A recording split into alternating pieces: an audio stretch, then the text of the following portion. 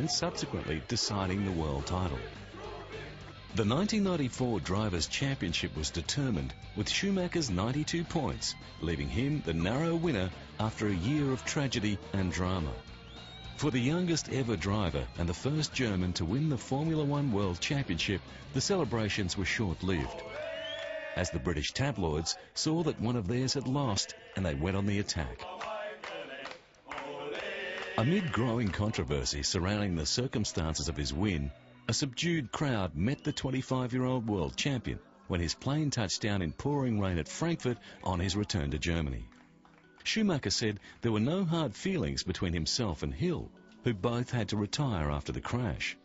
Hill had congratulated him, and he did not get the feeling that Hill was bitter.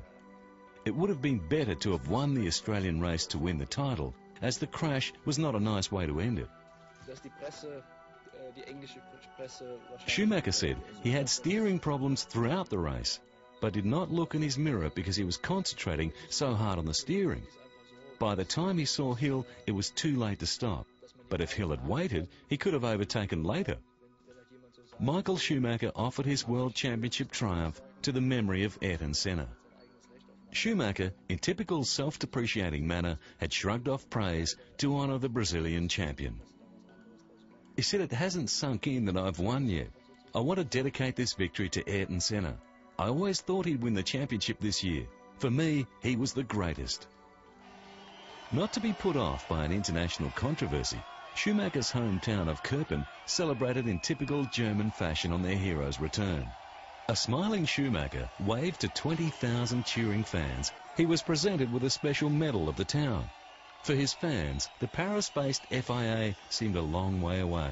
I know that there have been some investigations in future situations. The 1995 season was just as successful. Schumacher effectively defended his title with Benetton. He took Benetton to its first Constructors' Championship and became the youngest two-time world champion in Formula One history. Schumacher now had Renault power to match the Williams, and he dominated the season. It was marred, however, by several more collisions between himself and Hill. In an overtaking manoeuvre, Hill took them both out of the British Grand Prix near the start of the race. Having taken 9 GP wins, Michael finished the season to take his second championship.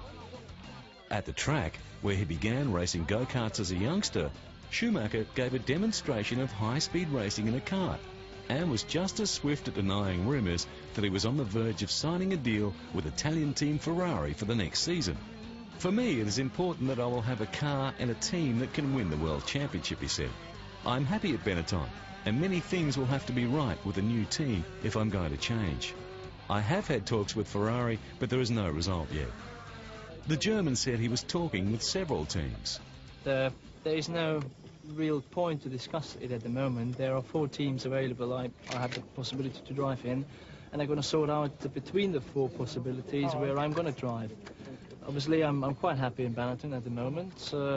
Ferrari would be a very nice situation to drive in, as well McLaren, Mercedes, and Williams' team is very successful as well. So there's 4 good opportunities, and I'm going to see and find out where I'm going to drive next.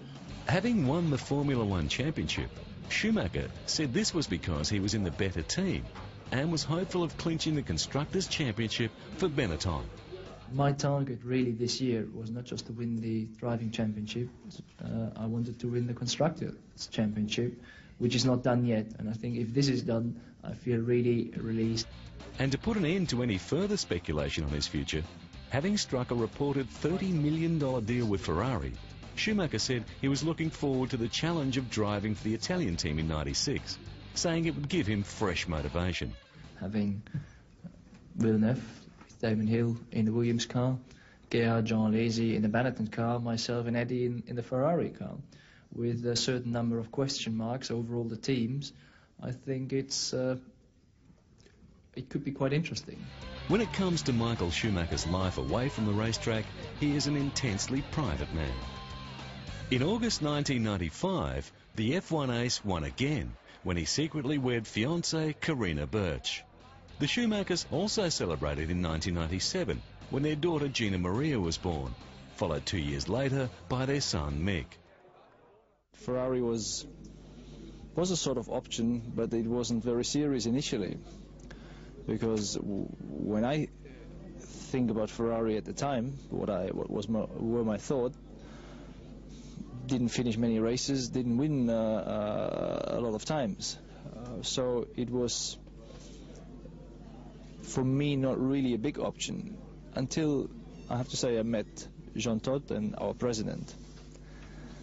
When I met these people, the story changed a lot, because with the human aspect I got to know a little bit more about the team, and my choice was a lot more easy. Ferrari, a team that had last won the Drivers' Championship in 1979, was plagued by inferior technology and poor performing crews when compared to front-running teams such as Benetton and Williams.